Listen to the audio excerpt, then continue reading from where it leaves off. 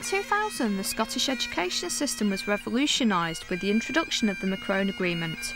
With the agreement came an obligatory 35 hours of CPD for every teacher, and the introduction of chartered or expert teacher status, a master's degree seen by many as a way up the career ladder without having to leave the classroom.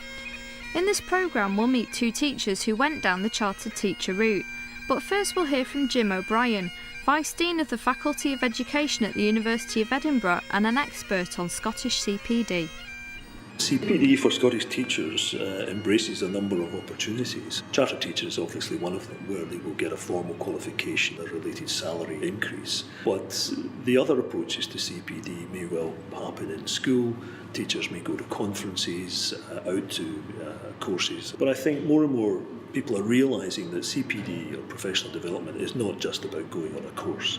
It's about doing different types of things differently. It's about working with one's peers, experimenting in the curriculum, and its success has been underpinned by an awareness that you have to have a whole lot of bottom-up issues here, rather than a top-down, we know best and you're all going to have CPD done to you, which unfortunately has been a model in the past, which we're moving away from, I would suggest, quite dramatically. The concept of chartered teacher came about because initially we thought in this country that we would want to try and emulate some of the things which happen elsewhere, and expert teacher status was viewed as something which, well, if we can keep teachers in classrooms and we can, or they can, enhance their expertise, then that would be a good thing for our system. So chartered teachers for us is an expert teacher. I believe in teaching. I believe in classroom teachers. I don't think there's anybody more important. And I didn't want to go into management, because the minute you go into management, that removes you from the classroom. Every stage up the management ladder that you take, you teach fewer and fewer classes. And I wanted to remain in the classroom, because that is where I enjoy being. Barbara Stewart is a secondary chemistry teacher with 25 years teaching experience. She decided to embark on the chartered teacher route in 2003 and graduated in 2006 with a master's degree and a substantial pay rise. Way back in 1982, I walked into school where I was handed a timetable, copy of the higher syllabus, copy of the O-grade syllabus, and I was told teach. And I did. I went ahead and I taught. Life is very different now. Teaching in Scotland is now an all-graduate profession, and I think we're now getting perhaps towards the point that we're recognising that we need continuous training and developing our skills for everybody. Are you finished with this? Yep. No, Okay, so which one had the most? The cola had the most fizz in it, and then the lemonade, and then the sparkling water. Is that what you would expect? Interested teachers have always done a lot of CPD, and the 35 hours that was brought in with Macron possibly served as breaks on some of us. We only had to do 35 hours outside our working year. With the 35 hours also came the fact that there were more providers giving us courses, the options widened. There's a great variety of providers out there now that there wasn't before the Macron Agreement. Before Macron, things would come into school, I would read about them and I would volunteer to go on courses and get involved. I got involved at authority level doing a few things. After Macron, the charter teacher came out, and that was my obvious path.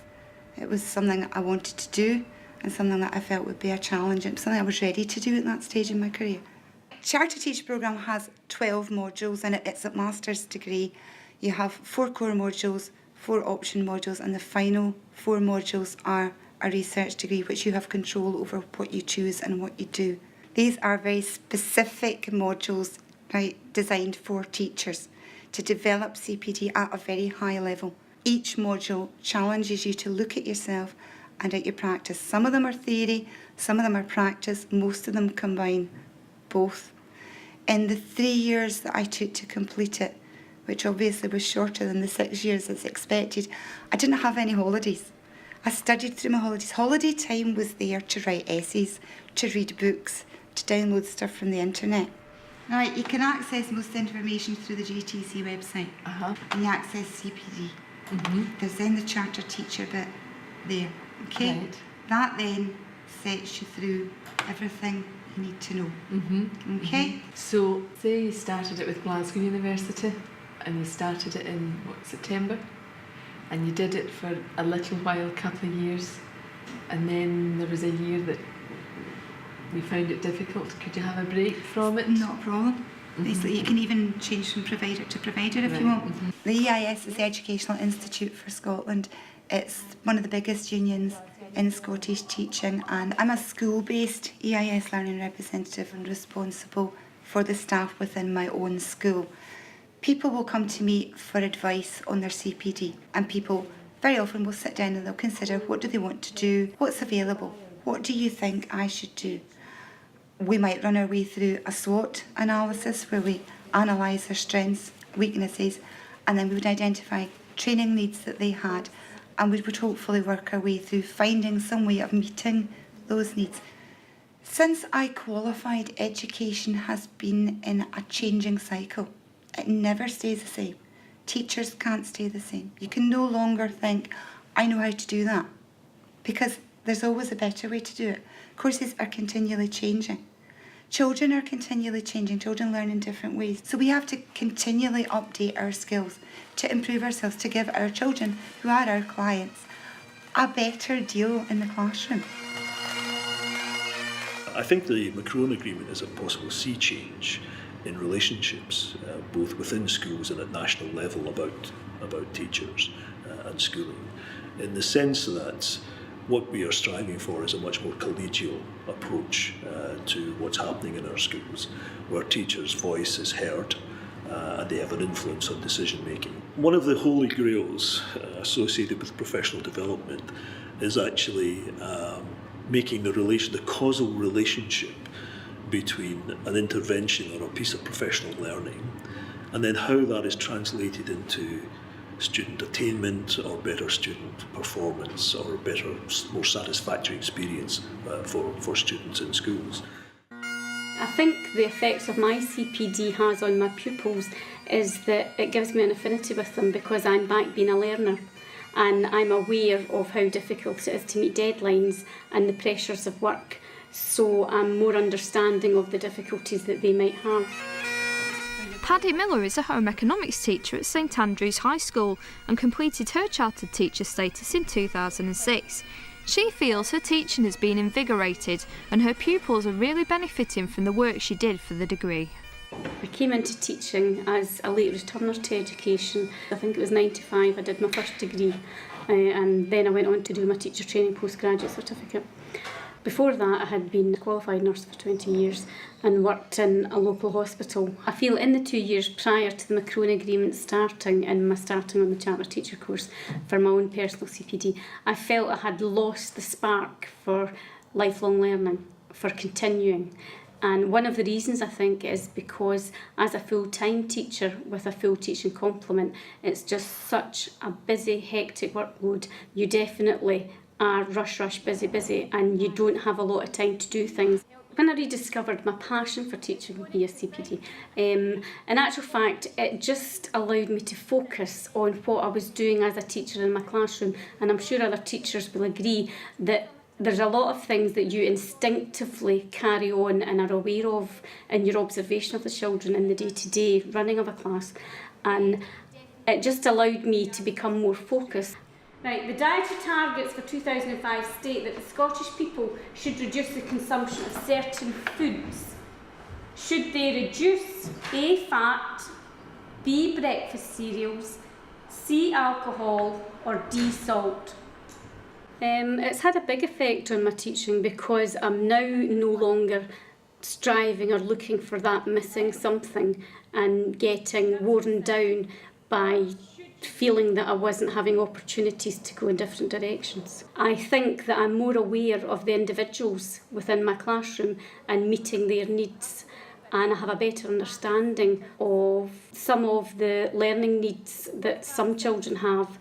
I think before I was striving to get into a more managerial role, but then having done the research when undertaking my charter teacher modules, I realised that I really didn't want into management. I was more interested in the individuals and making a difference to them.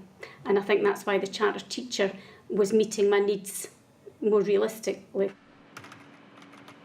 One of the modules I undertook for my CPD was a reflective practice module, and when I reflected on my own practice and the needs of the children in front of me, I decided that I had to come up with a strategy that would allow them to help to develop their memory skills. One of the strategies I used was to get them to draw around their hand and build up the information on their hand like a mnemonic stroke mind map that would help, because they would always have their hand with them. And if they learned the technique to commit to the long-term memory, then that would in turn help them to recall information to be able to answer exam questions. We've got a thumb and 4 fingers, and I'm going to tell you a word that I want you to write in each of the fingers. Starting with the thumb, you write the word protein. The next finger, you write fat. The middle finger, which is the biggest and tallest finger, you write carbohydrate. After carbohydrate, we've got vitamins. And the last one on your pinky, you write minerals. So what I want you to do now, I want you to put your hand on the table, and I want you to tap your thumb, and I want you to say protein. Protein. Then I want you to tap your next finger and say fat. Protein. Right, so if I went round and asked everybody... One of the major problems with CPD in education is the time factor. We have CPD written in as an extra over and above the working week that we have to undertake, and I think that's par for the course. However, the implementation or the using of the CPD and the things that you're learning to fit it into a busy full-time teaching complement is tricky, and I think we're not quite there on that one yet. I think some people experience a range of problems when it comes to professional development. If they're pursuing chartered teacher, for example, people worry about the time, because most teachers who would be coming forward for this are probably have young families, they have other responsibilities, etc. They have their own lives beyond their professional life. So it takes a bit of, I would say courage, but it takes quite a significant amount of motivation for teachers to come forward and do that, because it's not an easy thing to do. It's a master's degree, it's a postgraduate rigorous programme across the country with any provider that's giving chartered teacher status to anyone. So I think some thought has to be given to making that attractive to people to come in. Differences between Scotland and England with respect to CPD, the English system seems to be very taken by the notion of impact. We don't use the term impact too much here. We're much more concerned with, well, is it effective? And that's slightly different from impact.